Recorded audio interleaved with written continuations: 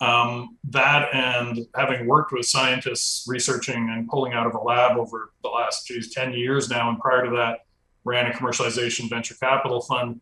That gap's really hard. And it's the marriage of the business skills and the research skills into a market where capital is scarce for commercialization because of the inherent risk structure. So, what can be improved? In Canada, for example, the Business Development Bank took upon itself for return reasons, but largely also for, I believe, for country policy reasons, to launch a brand new $200 million fund in pure deep tech, limiting its investment thesis to deep tech.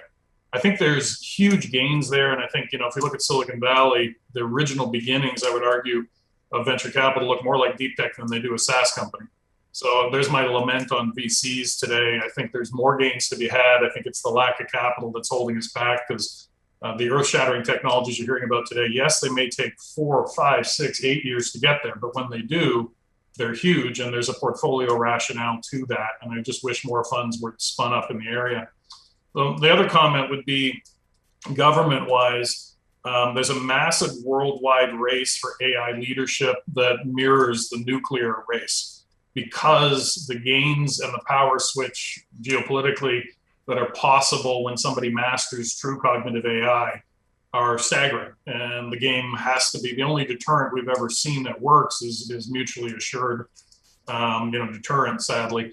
So that race is important. And it seems to me, when I look at being only a lowly master's student and in the business side, it seems to me, though, with all the reading I'm doing on the representational side, we're getting really close. We're within range of some more ambitious funding projects that are not, broadly speaking, targeting just artificial intelligence, yet another deep learning innovation, but that are going at the core of neurobiological understanding of brains, which is the only working example of cognitive AI we know. So I would encourage governments to think very strongly when they're spending billions of dollars on what I would term traditional AI. And there's not a clear distinction there, clearly, we all know.